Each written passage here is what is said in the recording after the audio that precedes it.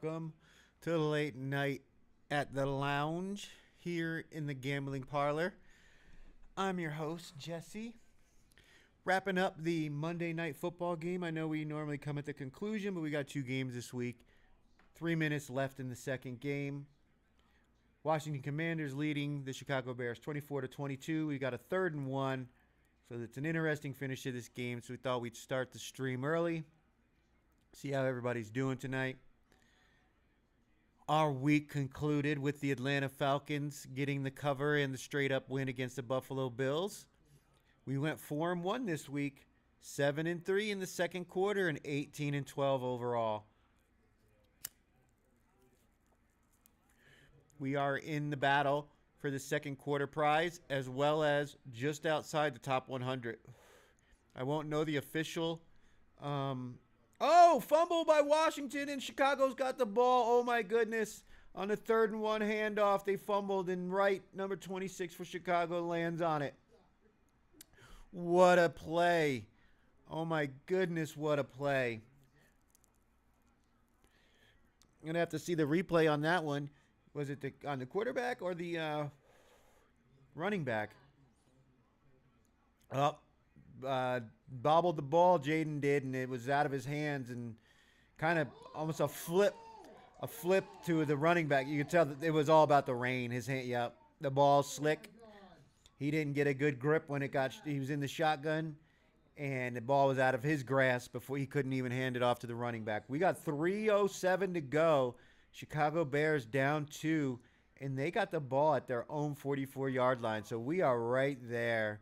We are literally right there. I have to turn that off. We are literally right there, just outside of field goal, or, not far from field goal range for Chicago here.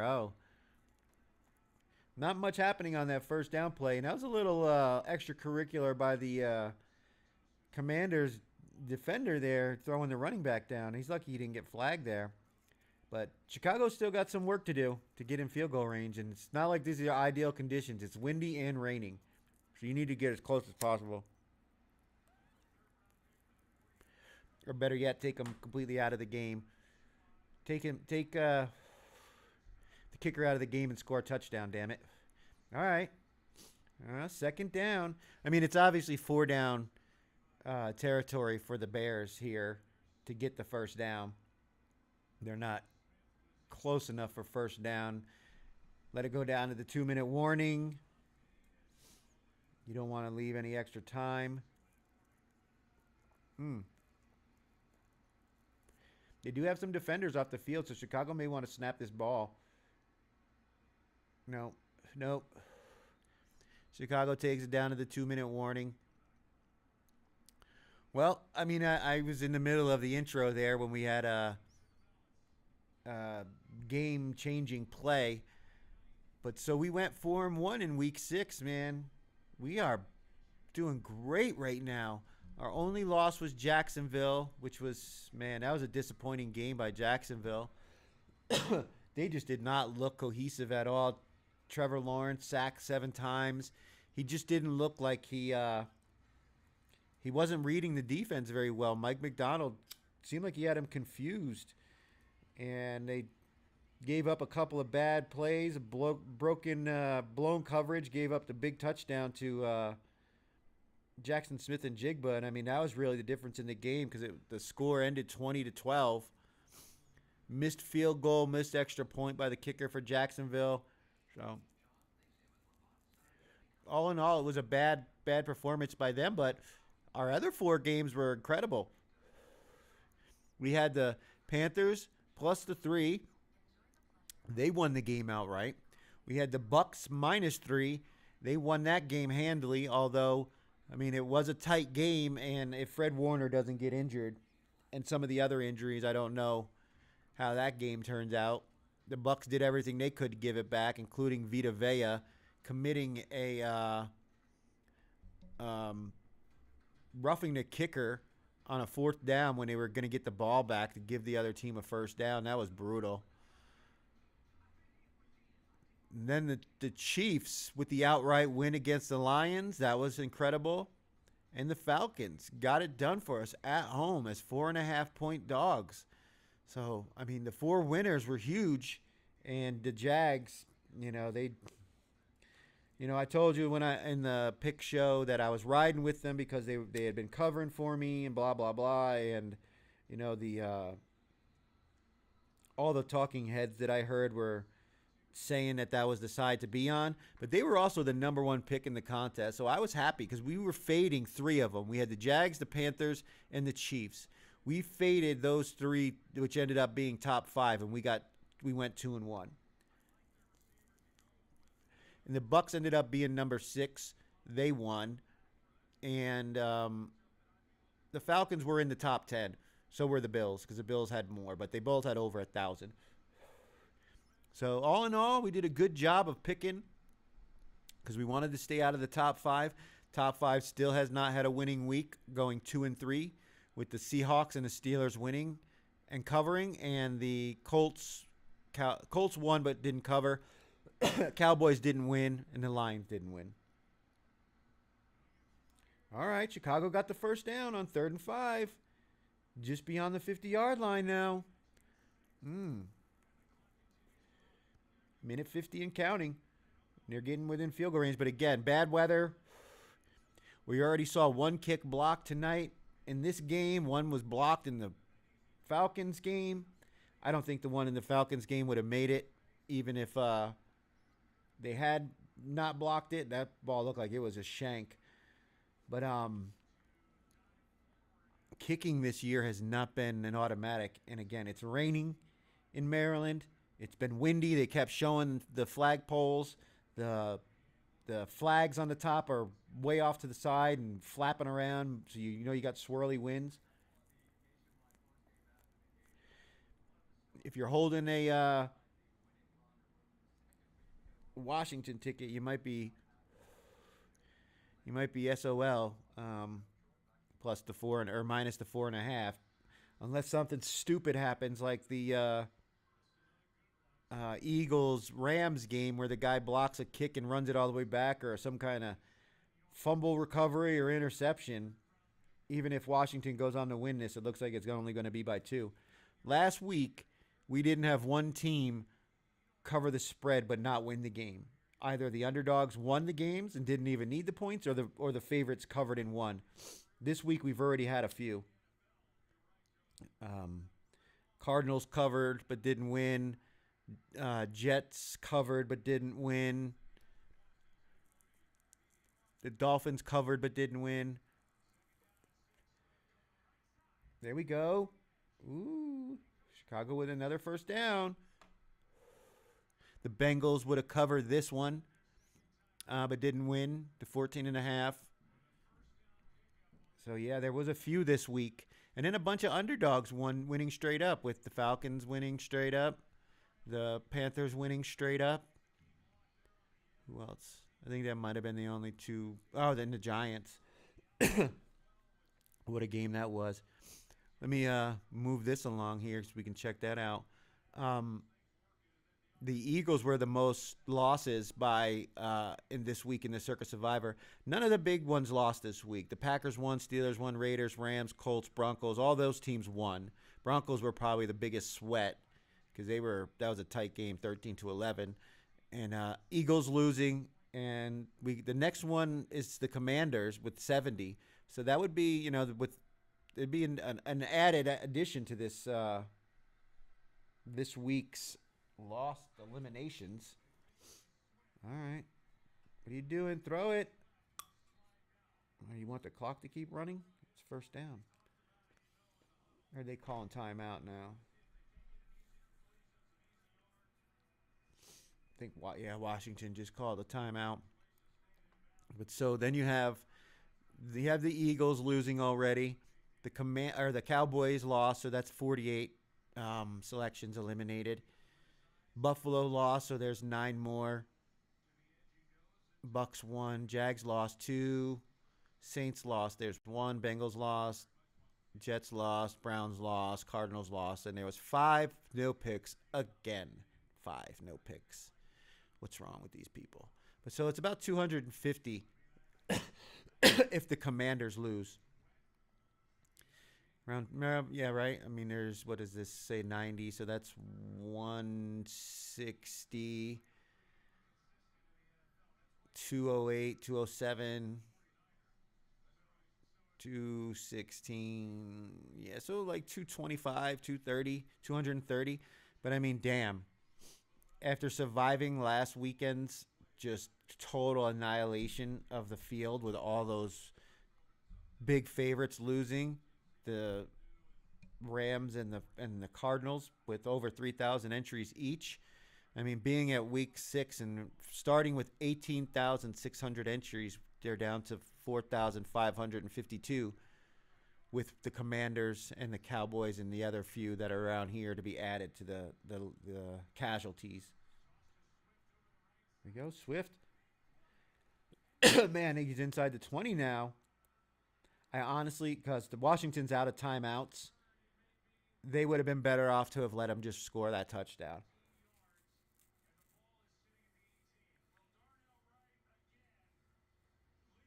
I mean, I know the kick isn't an automatic, but they just got it at the 18-yard line. And there was literally, other than the guy who tackled him, nobody else was going to make the tackle. He would have scored. Nobody else was going to stop him. But now they're going to be able to just run the clock down and kick the field goal.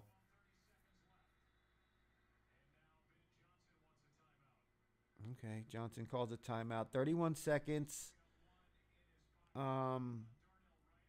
And one timeout for Chicago. So, do you run a play at all? You're at the 18-yard line to try to gain any more yards. Probably not. Take a knee. Run the clock down to 3 seconds. Line your kicker up and expect him to make it. That's what he does. I know they blocked one earlier, though.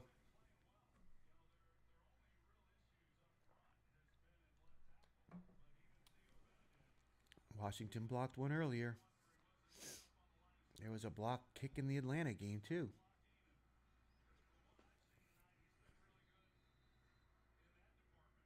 Atlanta's red zone.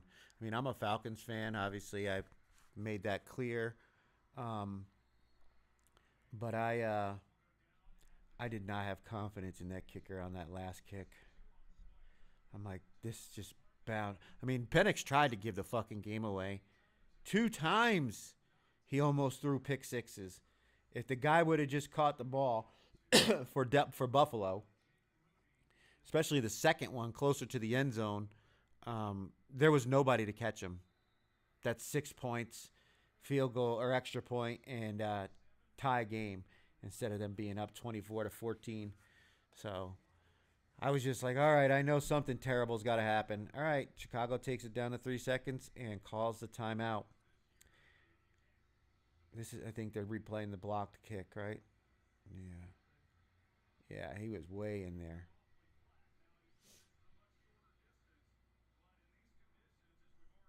All right. Here's this Cairo Santos, right? Oh, no, Jake Moody. Oh, no. You know what, though? He won't make the fucking kick when it's in the second quarter that's going to end up covering the spread, but he'll make this one. He'll make the winner. I've seen it enough times with San Francisco. I forgot that's who their kicker was, Jake Moody. He's going to make this one. I have no doubts because that's what he does. But he'll miss the ones in the middle of the game that blow the fucking cover, like when he was with San Francisco. When you needed 7, you'd end up with a 4-point win. Whoa, that was close. And he split it right down the middle. Like I said. Those are the kicks Jake Moody actually makes. That's the only reason why San Francisco kept him around forever. But when San Francisco started losing games because of the few points that he would miss in the middle of the game, they let him go. And now he goes ahead and wins it for Chicago. And there we have it. Another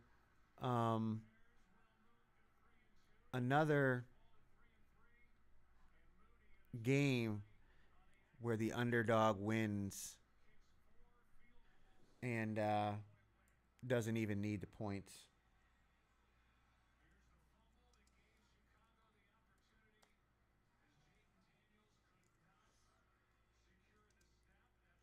Yeah, that fumble was huge. That completely changed this game. Completely changed this game.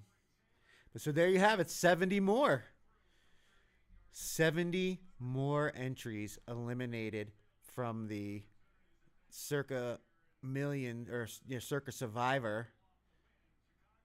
So yeah, roughly 230 entries eliminated this week in week 6.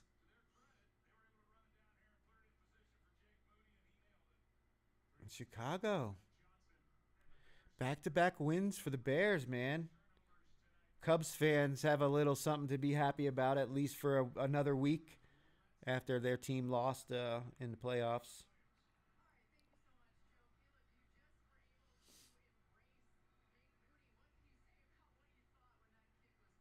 Mm. And there was no eliminations in the Grandissimo this week. Or I mean, there one with the Eagles, but there weren't any on Sunday or Monday because the Packers were the main the main team everybody was picking, and then the Colts and the Rams both won. So you're down to 14. I mean, they that like I said on Saturday, or was it? It might have been week 5. There's so few um, entries left that they can actually put all of the entries up here on the PDF, and it was the Blez their second entry that was eliminated. They have 2 or had 2. I don't. It doesn't look like. Well, these ones bin collection, but I don't see any um, doubles of the team names. So it looks like even the ones, even the people who had 2, because this one had 2, this one had 2, this one had 2, this one had 2. That's $200,000 in entry fees, and they only have 1 entry left. They must have lost one last week with the big takedown by the Rams and the Cardinals, because it was the same like percentage of people were eliminated out of this one. It was quite a bit last week, but only 1 this week. But still, $100,000 buy-in, $6.9 million winner takes all. Yeah, it's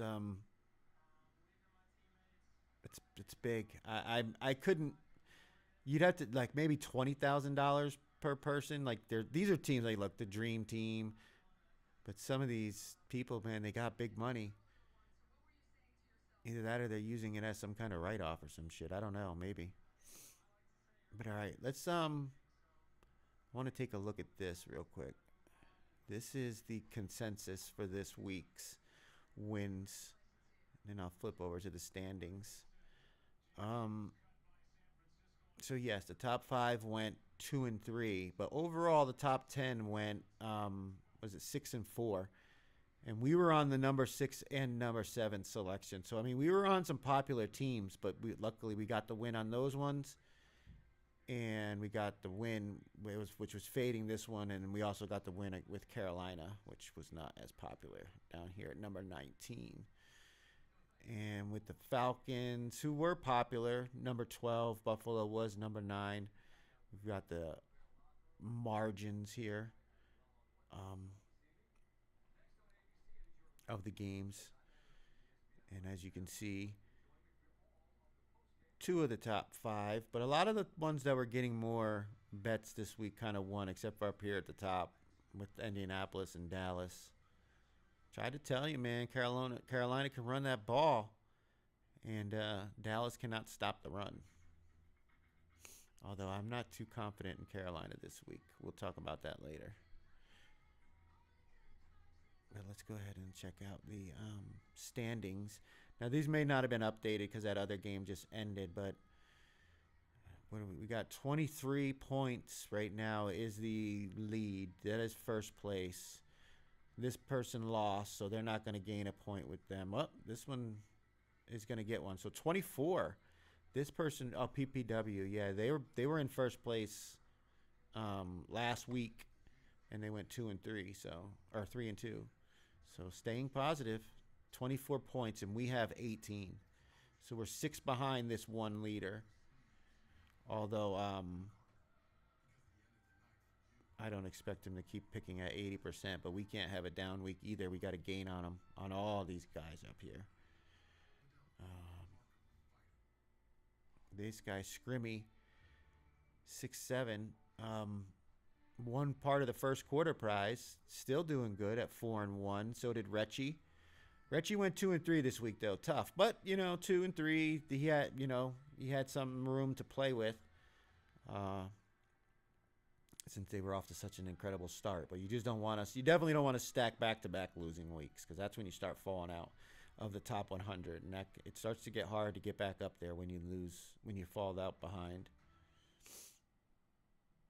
So, what do we have here? 24, 21. There haven't been any pushes too much this year. Where's 18 at? Let's see where we have 18 points right now. Now this might not be up to date, so we're probably going to move, but I'll have to look. And it's not really perfectly accurate. But here's 18 points, which is where we are. So 234. So somewhere in the 200 and something range, 1 point basically outside of getting in the money. 19 is 102. So what are we? 2 points out of the money, technically. Right? Yeah. 20. 20 puts you in 39th, tied for 39th place, which means you'd end up splitting a bunch of money. But we're only 2 points behind that. 1 point behind being right at the 102 mark. 6 weeks into the contest. So we are in an advantageous position after our current hot streak. Let me see here. Yes, 234. That's where we are right now. 234. 1 point away from being right at the top 100 mark. So we need to keep this positive streak that we got going and not let this slip, because we're 7-3 in the second quarter.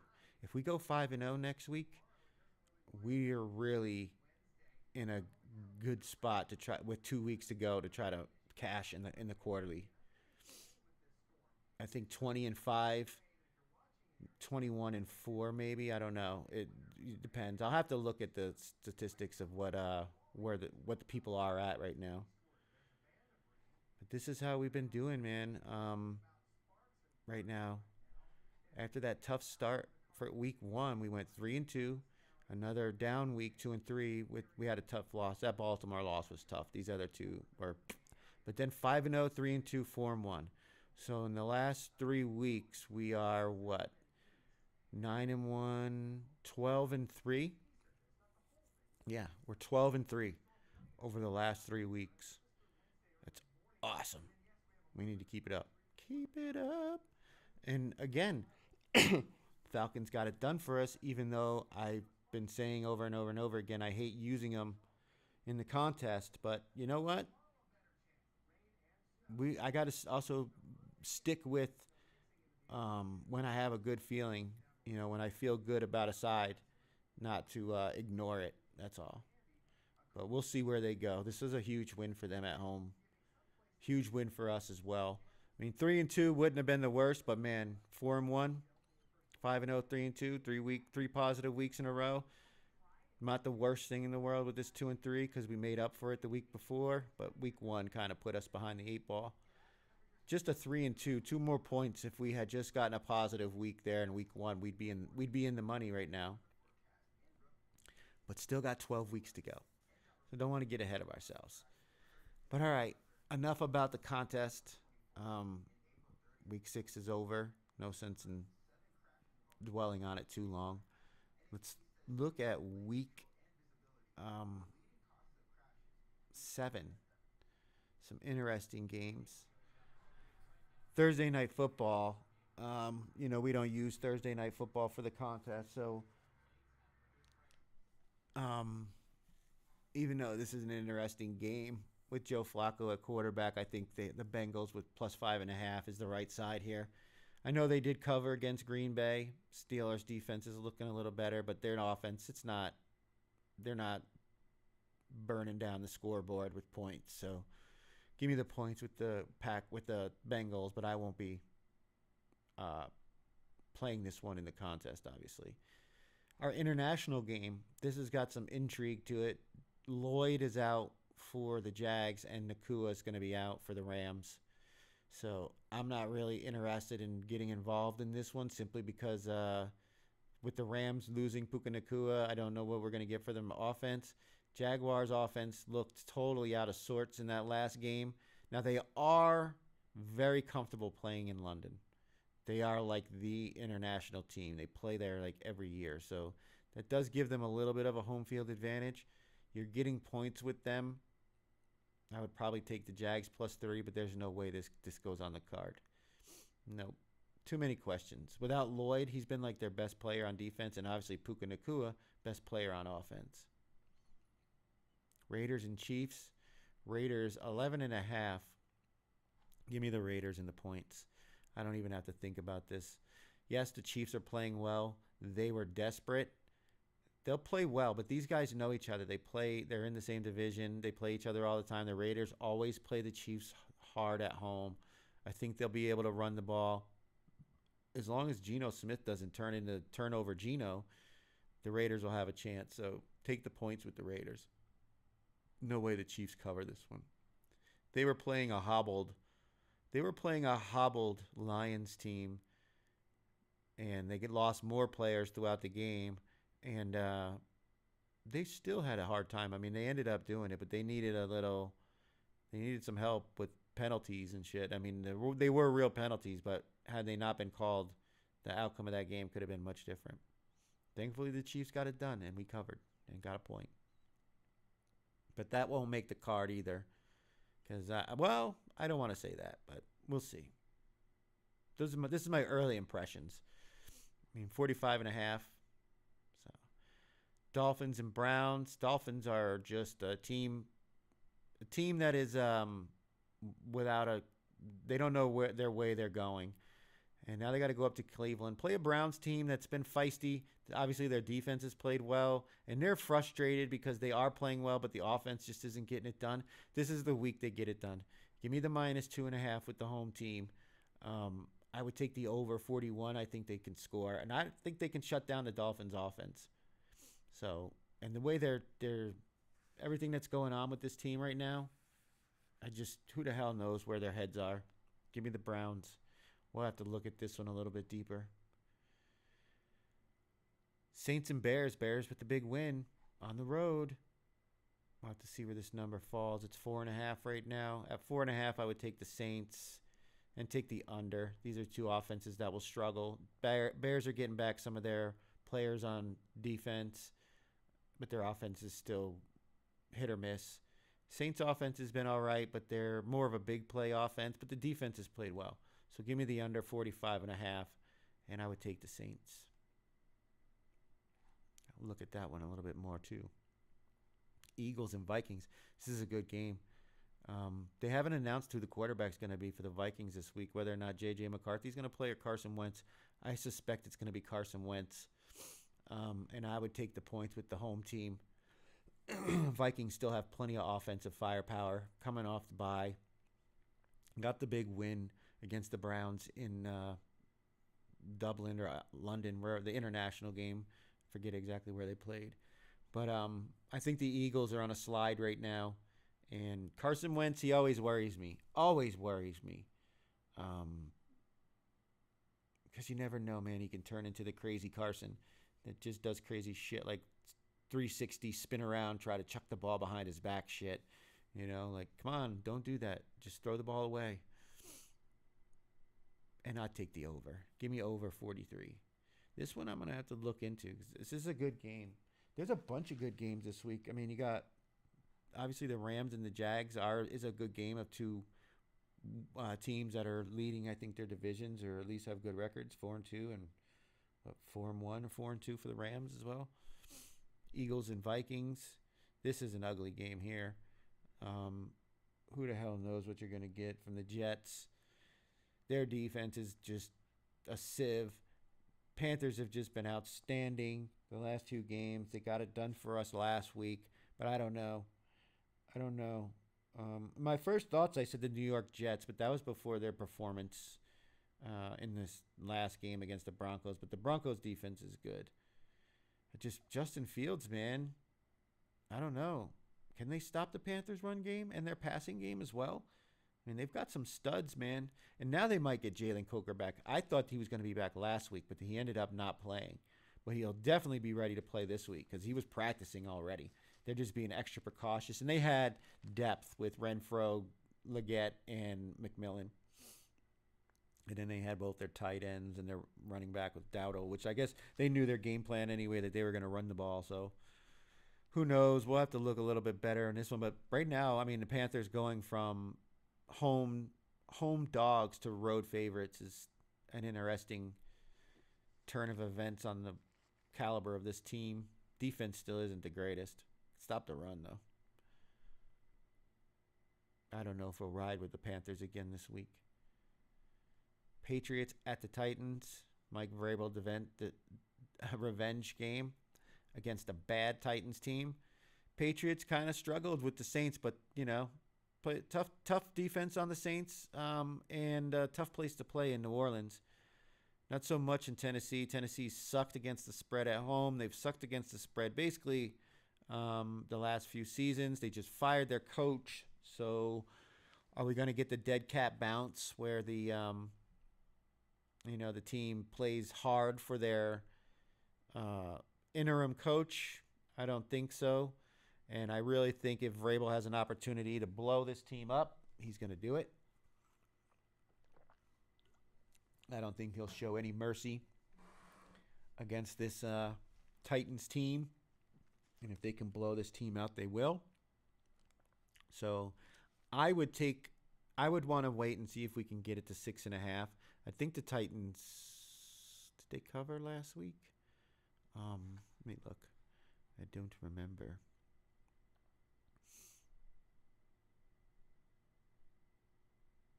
Where is it? No, they did not. Yeah. Let's see if it moves to 6.5. I don't know about, 7, obviously. There's always a push. But, yeah, I think the Patriots will try to really put it on them, and the Titans are not playing well. They've played some halfway decent games, but not really. Their defense is way better for the Patriots than it is for the Raiders, and the Raiders' defense handled the Titans' offense pretty easily. Patriots did cover the spread last week, though, so I don't know. We'll have to look at that one a little bit deeper, too. But I like the Patriots, especially at minus 6.5. Colts and Chargers, another big game. Indy, tough game against the Cardinals, but I expected that. I said that in the show. Even though I didn't end up playing the Colts again last week, because I said I thought it was a tough spot, and Jacoby Brissett would be serviceable at least for 1 week. That 7 points, laying 7 with the Colts last week was too much. We laid it with him the week before, but I wasn't going to lay the 7 last week because it just didn't feel right, and we would have been right had we took the Cardinals. But now they're going on the road against the Chargers, a Chargers team that is down some running backs, some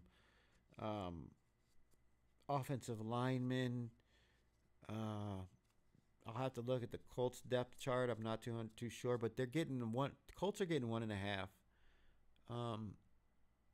Right now, as it stands, I would take the Colts. Although their secondary can be exposed, but I like the Colts defense right now, and their offense is just really good. Their offense is really good. Daniel Jones is playing outstanding. Jonathan Taylor is running his ass off. The receivers are playing well, and they're just in sync with each other. Yeah, we'll look into this one a little bit harder, but I like the Colts. They've been good to me this season. But we don't want to. I also don't want to be on obvious top five picks, and that looks like one that would be very popular. Even though they didn't cover last week, everybody knows how good the Colts have been and that the Chargers have struggled. They lost two in a row before last week's win against the Dolphins, or last Sunday's win. This week's win against the Dolphins. They lost two in a row. Home field, not much of a home field advantage, even though still Indy's not going to have. They might have a decent amount of people, but not a lot of Colts fans are going to be at this Chargers game in LA.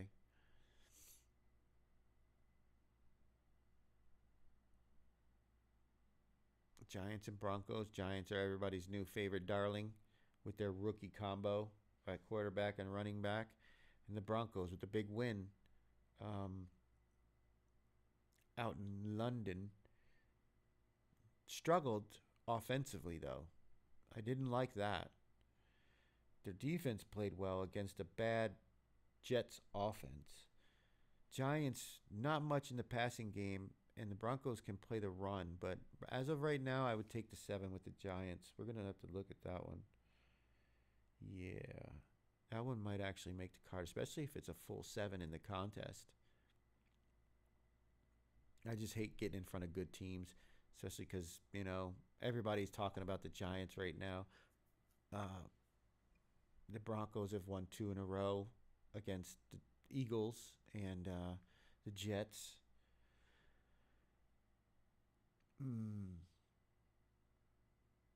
Look at the total. 40 or 40 and a half, so they don't expect many points. So if it's supposed to be that low scoring, give me the Giants plus the 7. Hopefully it stays at 7. They might end up having to put that one on the card. That one could certainly make it. See what the wide receiver situation is going to be like for the Giants and their defense. Everybody's healthy. That could make the card for sure. Packers and Cardinals. Who knows what's up with Kyler? I watched Dr. Chow's video earlier today, the Pro Football Doc, and he said he doesn't think Kyler's going to play, that it's going to take more than 1 week for his foot to be back to where it should be. They played hard against the Colts. They're home, but home hasn't been friendly to the Cardinals. The Packers, they played well, but they struggled with the Bengals. I would probably take the home dog with the 6.5 and a little bit of home cooking for the Cardinals. Maybe, I don't know, might get them motivated to play well for 4 quarters. They could certainly win this game and at least cover the spread. But I think they have a shot. They have a shot. The Packers, they look great in the beginning of the season, but seen cracks in their armor. Their defense can be exploited, and the offense does have lulls sometimes. Jordan Love, he's playing well, but he makes mistakes every once in a while. They just got to be able to capitalize. So give me the 6.5 and the under 44. I'll take the under 44.5. It's going to have to be low scoring. If they're going to win the game, it's going to have to be low scoring, like 20-17, 21-17, something like that.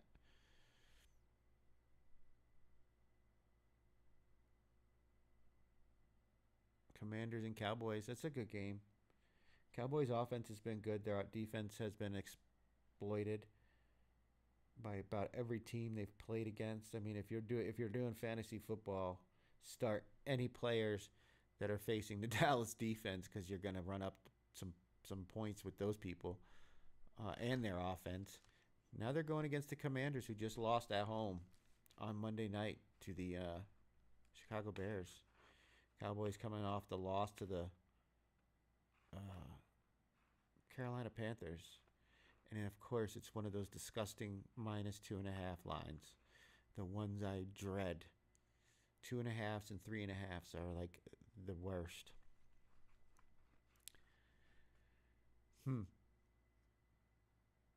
Commanders' defense has been bad, and their offense hasn't looked very good. They've had times when they've looked okay, but overall not the greatest. I think Deebo Samuel might be hurt. He was kind of not 100% during that game. I don't even know if he finished the game. But right now, if I had to pick, I'd take the Cowboys plus the points at home. and just hope they could outscore the Commanders. I don't, yeah, 53.5. I don't expect a lot of defense in this game. So this is going to be who can score more points, and right now it's the Cowboys. So give me the Cowboys plus the 2.5. This one might also make the card. I need to look at more of the injury reports, particularly on the Cowboys' defense and offensive lines.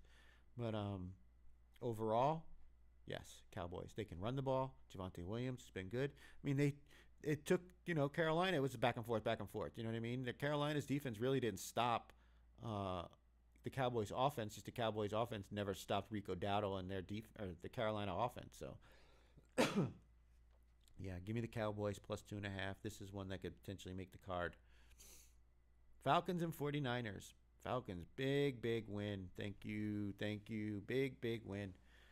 Biggest win in the franchise's last few seasons, I think, taking on the Buffalo Bills at home on prime time and getting the dub after beating the Washington Commanders last week before the bye. Now our road dogs getting 3 against the 49ers. And this number seems just about right. It's 3.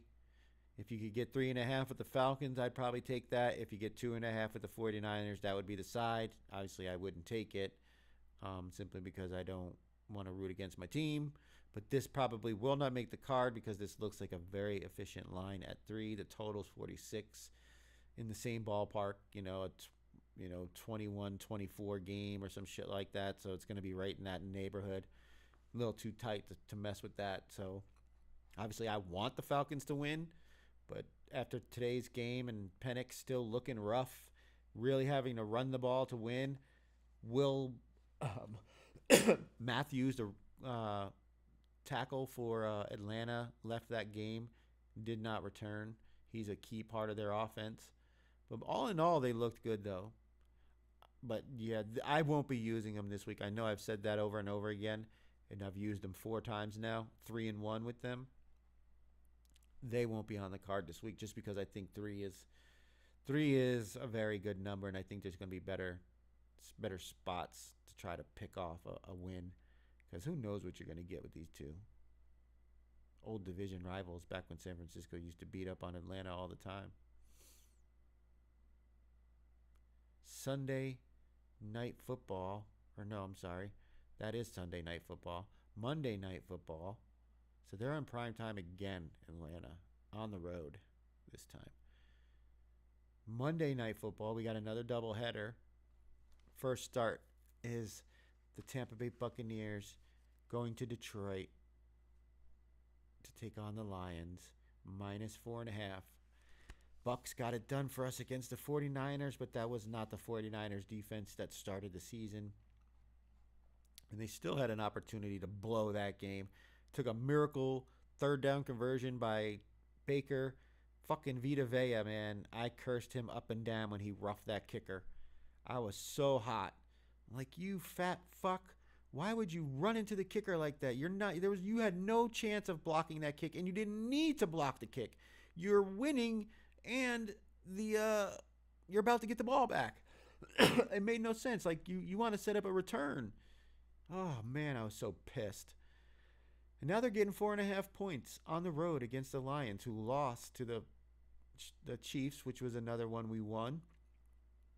And this is a tough game right now. I haven't really looked too far into it. The Lions suffered more injuries. The guys that weren't playing or were playing but were banged up ended up going out of the game. They really got beat up in that game. And the Buccaneers, they kind of did too. They were down all their wide receivers by the end of that game. So who the hell knows who's playing for either one of these teams. So I don't know. This one probably won't make the card simply because there'd be too many questions about what's going to happen in this game because you're not playing with the full deck of starters. You're going to have a bunch of backups on both sides. So it could be a low-scoring game or it could be a high-scoring game, and they're predicting a high-scoring game with 53 as the total. So, yeah, unless something changes dramatically between now and Saturday, or, when I have to finally put in the picks, it probably won't. This one won't make the card. It'll be a fun one to watch. Texans and Seahawks. Seahawks going back home, minus 3.5. Total is 40.5, so it's not a high total. Texans defense or offense. Defense has played well. Offense hasn't been all that good. They're coming off the bye, but Mike McDonald proved against the Bucks that he's not very good against the spread at home. He's better against the spread on the road. So that comes into factor if you want to look at the trends. Did the Texans figure something out on offense? Did they get better along the offensive line during their bye week? I will say this. I've noticed that a lot of teams coming off the bye recently come out flat. Then they either, some of them pick it up, some of them don't, but they all seem to be coming out flat. Like they're not coming out explosive and reinvigorated and all that shit you'd think they would. A lot of them are going on vacation and having a good time and coming back ready to get back at work like any other human being. So I don't know. This is a tough one because it's the fishy 3.5. The box and the stick trap again with that number 3.5. The 2.5s and the 3.5s are always the fishy lines. And also it was on the Sunday, it was Seattle -1.5. And I had picked that as one of the first thought top 5, along with Detroit, Indy, Dallas, and I had the Jets. But after watching them play, I said no, thank you. I know they're going to be unpopular though. But do I want to bet a team simply because I know they're going to be unpopular when I know their quarterback can't beat an opponent that scores more than 20 points? No, thank you. But I had Detroit, Seattle, Indy, and Dallas. And Seattle was -1.5, so they've gone up 2 points, which is significant that they crossed the threshold of 3.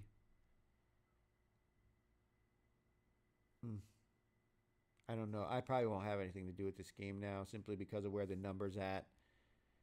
Do I want to lay it with Seattle and hope McDonald actually gets a cover at home, or do I want to go with the Texans and take the 3.5 and hope that their offense is able to do something? Because their defense, this might be the best. I said that about the Bucks, but this might be the best defense the Seahawks offense has faced. And I don't fucking understand why they don't just double team Jackson Smith and Jigba and play everybody else man to man. Make fucking Cooper Kupp or one of these other guys beat you. Stop letting this one guy for their offense catch all the balls. Because that's all there. I mean, that was the touchdown they had against the Jags that ended up costing us that game. And it was like, fuck, man. They put in a guy that just got traded to their team man to man. And he just completely blows his assignment and he runs right by him and it's touchdown. It's like, shit, man. You need to have 2 people covering this guy. He's their whole passing offense, basically. So I don't know. We'll have to look into the numbers a little bit deeper. So I'm leaving this one alone. I would probably take the over though because they're going to score. Seahawks are going to score. Texans are going to have to score with them. So there you have it. Those are week 7's games, and the ones I'm most considering are the Cowboys. I like the Cowboys. I kind of like the Cardinals here. The Giants, if I can get the full 7. Indy, but I think it's going to be popular, so I don't know how much I really want to get involved in that one if it goes on the card. The Patriots, this might make it, especially if it goes down to 6.5, because I think Mike Vrabel is going to just try to pour it on the Titans. He's going to unleash his defense on them. This is a funky game. I would prefer to be on the Panthers, but is this the week the Jets finally get a win? Are the Panthers all hype, or are they for real? I think they might be for real, and I don't like the Jets. So I don't know about that one. Vikings and Eagles. Question marks about who's playing quarterback for the Vikings.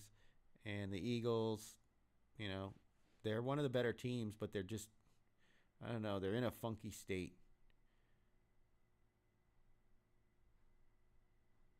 Saints and Bears. I like the Saints. I think this will be a low-scoring game. Dolphins and Browns. I like the Browns. It's one of these fishy -2.5 lines, though. the most popular line in the contest. They say, and you don't want to be on the popular side, as we proved this week. One of them is going to happen though. Eventually, the consensus top 5 is going to have a winning week. It hasn't happened yet this year, but it will. I like the Raiders with the points here. They always play the Chiefs tight. This is a funky game with injuries, and this is Thursday night, so no thank you. But all right, that is week 7, the lineup as we see it right now. We will be streaming on Thursday night during the Steelers-Bengals game for the line release show, Circa Millions lines. We'll have a better feeling as to where we want to go for week 7. But as of right now, we are sitting at 18-12, 2 points out of the money, 7-3 in the second quarter after 2 weeks, 4-1 this week. We were 3-2 the week before, 5-0 the week before that. But we're in the second quarter. It's been 2 weeks, and we are 7-3. Really need to take advantage of this nice run we've had, and continue marching towards that money. It's 18 weeks, man. The leaders right now are picking at about 80%, but it won't last. Oops, wrong one. It won't last. It never does. If they pick to 80%, they deserve the million. They deserve it. But the leaders right now are at 24 points, and there's only one. And this guy has been on fire. He, I don't know if he was part of the. He didn't win in the first quarter, but he's been on fire since the start of the second quarter. I think he went 5-0. But there's only one at 24. 23, 23, 23, 23. We can actually look and see where 18 lands us. I'll have to look a little bit later, but 252. 252 is where we're at with 18 points. And then it's 123 if you have 19. Let's see where it goes to 18. 20 points is going to be the money. So we are two points out of the money right now after 6 weeks. Not bad. Not bad at all. Yeah, 47th because of all the people that are tied right now. But that'll start to filter out the deeper we go into the contest. But 2 points and we'd be in 47th place. We only lost 1 point this week, so not too bad. And again, first place is 24 points. So, but it's only one person. And there's, like I said, there's no way they're going to continue at 80%. We just can't have a negative week when this guy stumbles or when these guys stumble. Because we are 6 points back right now. But if they go 1-4, 2-3, and we go 4-1, 5-0 that same week, we'll just fucking fly right up that list when all these guys struggle like this. I mean, 3-2, and he needed. Well, Chicago covered. Atlanta was good. Tampa was good. And that's another thing, is trying to avoid picking the same teams they're all picking. But okay. That is the end of Late Night at the Lounge here on Dead Money Sports. Little run through of our week. Again, 4-1 on week 6. Only loser was the Jags. Kind of sucks we didn't get the parlay because of the Jacksonville Jags, but going 4-1, it's all about the contest. We hit the 124-1 with the 5-0 week 4, so not too bad. 3 winning weeks in a row has us right outside the money, and I am excited.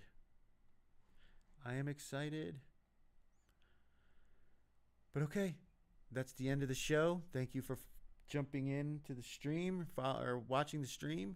And hopefully you'll join me for Thursday Night Football starting at 5:15 for the Gambling Parlor NFL Contest Show Circa Line Release. Have a good night. I hope you won all your bets.